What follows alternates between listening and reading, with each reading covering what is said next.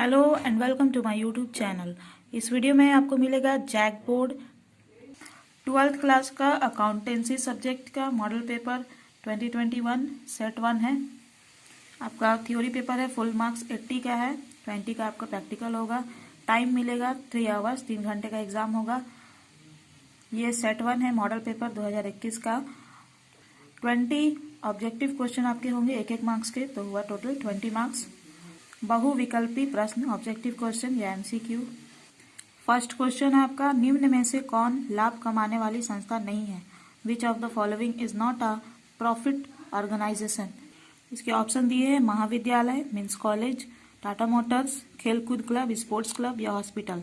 इसका correct answer होगा option D, hospital. Hospital जो है एक नॉन प्रॉफिट ऑर्गेनाइजेशन होता है, ठीक है। इसमें प्रॉफिट कमाने के लिए नहीं किया जाता है, सर्विस देने के लिए किया जाता है, इसलिए। सेकंड क्वेश्चन है, वसीयत को मानना चाहिए। वसीयत को क्या मानना चाहिए? लीगेजेस शुड बी ट्रीटेड एज दायित्व, लिएबिलिटी, आयगत प्राप्ति, रेवेन्यू रेसिप्ट, आय यानी इनकम, या फिर इनमें से कोई नहीं, नन ऑफ दिस। इसका करेक्ट आंसर होगा ऑप्शन ए, दायित्व, liability. Next third number question है, एक साझेदारी फर्म में साझेदारों की अधिकतम संख्या हो सकती है। In an ordinary partnership, maximum number of partners can be। Ordinary partnership में साझेदारी फर्म में साझेदारों की संख्या कितनी होती है आपको बताना है। मैक्सिमम कितनी हो सकती है, अधिकतम, ठीक है। सो इसमें 20 मैक्सिमम पार्टनर्स हो सकते हैं। So option B is the correct answer, 20 answer. Fourth number question है, साझेदारी समझौता हो सकता है। पार्टनरशिप एग्रीमेंट कैन बी, क्या हो सकता है? मौखिक, ओरल, लिखित, रिटेन। ऑप्शन सी है मौखिक या लिखित, ओरल और रिटेन, या फिर इनमें से कोई नहीं, none of this. The correct answer of this question is option C, मौखिक या लिखित, ऑर्डिनरी और written. Partnership agreement can be ordinary, oral और रिटेन। लिखित भी हो सकता है और मौखिक भी हो सकता है साझेदारी समझौता। फिफ्थ नंबर क्वेश्चन है, पांचवा, समता अंशधारी होते हैं। इक्विटी शेयर होल्डर्स आर, क्या होते हैं? कंपनी के लेनदार होते हैं, क्रेडिटर्स ऑफ कंपनी, या फिर कंपनी के स्वामी होते हैं, ओनर्स ऑफ द कंपनी, या कंपनी के ग्राहक होते हैं, कस्टमर्स ऑफ द कंपनी, या फिर इनमें से कोई नहीं, none of this. Equity share holders जो है वो कंपनी के ओनर्स होते हैं, ठीक है। समतांशधारी कंपनी के स्वामी होते हैं। So option B is the correct answer for this question. समतांशधारी कंपनी के स्वामी होते हैं। Equity share holders are owners of the company. Question number 6 है, ख्याति है, गुडविल इज, मूर्त संपत्ति है, टैंगिबल एसेट्स है, अमूर्त संपत्ति है, इनटैंगिबल एसेट्स है, चालू संपत्ति है, करेंट एसेट्स है, या इनमें से कोई नहीं, none of this. So correct answer for this question is अमूर्त संपत्ति, इनटैंगिबल एसेट्स। यानी गुडविल जो है इनटैंगिबल एसेट्स होते हैं, ख्याति अमूर्त संपत्ति होते हैं। क्लियर है? क्वेश्चन नंबर 7 है, संचित लाभ और संचय का हस्तांतरण किया जाएगा। The accumulated profit and reserves are transfer to. Options दिए हैं, वसूली खाते में, रियलाइजेशन अकाउंट, बैंक खाते में, बैंक अकाउंट, पूंजी खाते में, कैपिटल अकाउंट, या फिर इनमें से किसी में भी नहीं, नन ऑफ दिस। इसका करेक्ट आंसर है पूंजी खाते में, capital account. Option C is the correct answer for this question. Clear है? यानी कि संचित लाभ और संचय का हस्तांतरण पूंजी खाते में किया जाता है या किया जाएगा। क्लियर है? The accumulated profit and reserves are transfer to capital account. Question number 8 है, दायित्व की कुल राशि में सम्मिलित होती है। Total amount of liabilities side includes the following. अधिकृत पूंजी, ऑथराइज्ड कैपिटल, ऑप्शन बी है निर्गमित पूंजी, रिसीव्ड कैपिटल, ऑप्शन सी है प्रार्थित पूंजी, सब्सक्राइब्ड कैपिटल, या फिर ऑप्शन डी है चुकता पूंजी, paid up capital. So correct answer for this question is paid up capital. Total amount of liability side include the paid up capital. दायित्व की कुल राशि में सम्मिलित होती है चुकता पूंजी। Option D is the correct answer for this question. Question number 9 है, ऋणात्मक धारी प्राप्त करते हैं। डिवेंचर होल्डर्स रिसीव्स, क्या प्राप्त होता है ऋणात्मक धारी को? डिवेंचर होल्डर्स को क्या मिलता है? लाभांश, डिविडेंड, ब्याज, इंटरेस्ट, लाभ यानी प्रॉफिट, या इनमें से कोई नहीं, none of this. Correct answer for this question is ब्याज, इंटरेस्ट। डिबेंचर होल्डर्स जो है उनको इंटरेस्ट मिलता है, ब्याज। क्लियर है? ऋणात्मक धारी को ब्याज प्राप्त होता है। क्वेश्चन नंबर 10 है ऋण पत्र शोधन प्रीमियम खाता है। Premium on redemption of debenture account is व्यक्तिगत खाता, पर्सनल अकाउंट, वास्तविक खाता, रियल अकाउंट, नाम मात्र खाता, नॉमिनल अकाउंट, या इनमें से कोई नहीं, नन ऑफ दिस। इसका करेक्ट आंसर है ऑप्शन सी, नॉमिनल अकाउंट, नाम मात्र खाता। ऋण पत्र शोधन प्रीमियम खाता क्या है? नाम मात्र खाता है। क्लियर है? Premium on redemption of debenture account is nominal account. Now question number 11 है आय व्यय खाता है। Income and expenditure account is कैसा खाता आपको बताना है। ऑप्शंस दिए हुए, ऑप्शन ए है व्यक्तिगत खाता, personal account, option B is वास्तविक खाता, रियल अकाउंट, ऑप्शन सी नाम मात्र खाता, नॉमिनल अकाउंट, या ऑप्शन डी है इनमें से कोई नहीं, नन ऑफ दिस। इसका करेक्ट आंसर है नॉमिनल अकाउंट, नाम मात्र खाता।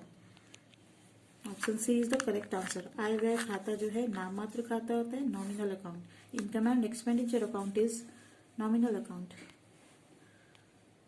क्लियर है? क्वेश्चन नंबर 12 है आय व्यय खाते में लिखा जाता है items recorded in income and expenditure account is. आपसे पूछा गया कि आय व्यय खाता में क्या लिखा जाता है। ठीक है, इनकम एंड एक्सपेंडिचर अकाउंट में क्या रिकॉर्ड किया जाता है, क्या लिखा जाता है। इसके ऑप्शंस दिए हैं पूंजीगत मद, कैपिटल आइटम्स, आयगत मद, रेवेन्यू आइटम्स, दोनों, बोथ यानी पूंजीगत मद और आयगत मद दोनों, या इनमें से कोई नहीं, नन ऑफ दिस। तो आय व्यय खाते में क्या लिखा जाता है? आयगत मद को लिखा जाता है। Revenue items are recorded in income and expenditure account. Income and expenditure account में रेवेन्यू आइटम्स को रिकॉर्ड किया जाता है, व्यय खाते में आयगत मद को लिखा जाता है। क्वेश्चन नंबर 13 है एक साझेदारी फर्म के आवश्यक तत्व नहीं है। इसमें से कौन सा नहीं है साझेदारी फर्म का आवश्यक तत्व, ये बताना है आपको। Essential elements of a partnership firm except. Partnership firm का एसेंशियल एलिमेंट इनमें से कौन नहीं है। ऑप्शंस दिए हैं कम से कम 2 व्यक्ति, एटलीस्ट 2 पर्सन। ऑप्शन बी है सभी भागीदारों के बीच एक समझौता। ऑप्शन सी है मुनाफे और नुकसान का बराबर हिस्सा, equal share of profit and losses. And option D is partnership agreement is for some business, व्यवसाय के लिए साझेदारी समझौता। Correct answer for this question is question number 13 है आपका। इसका करेक्ट आंसर होगा ऑप्शन सी, मुनाफे और नुकसान का बराबर हिस्सा, equal share of profit and losses. Question number 14 है फर्म के साथ साझेदार का संबंध है। The relation of partners with the firm is that of एक मालिक an owner.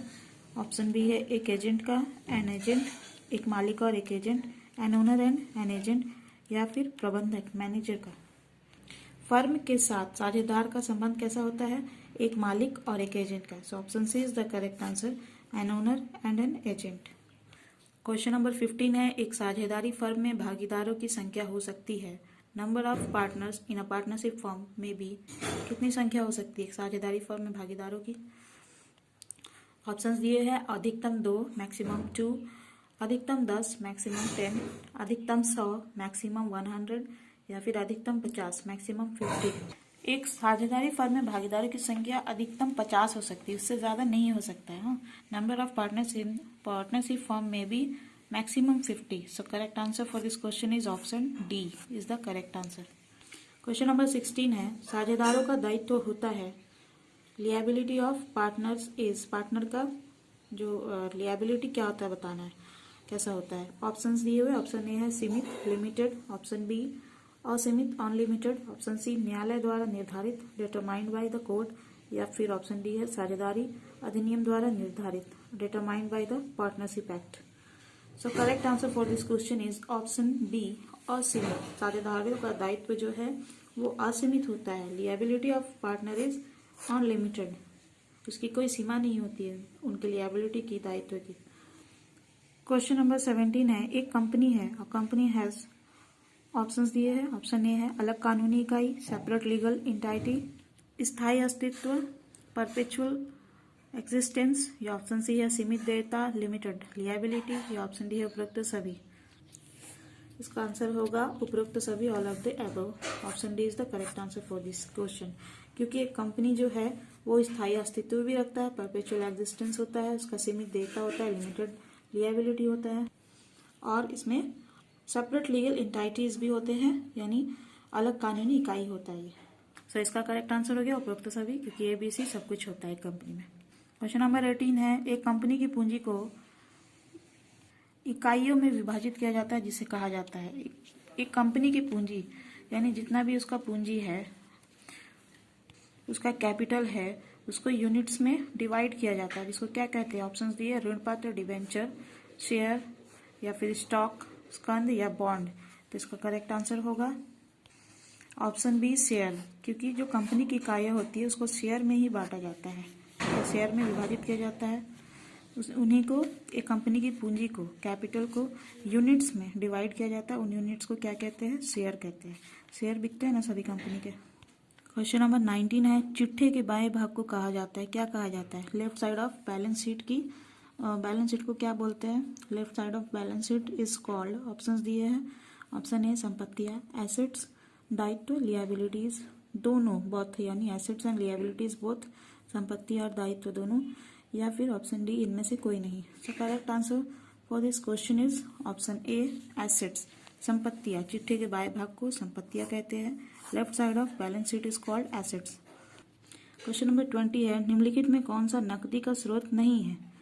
Which of the following is not the source of cash?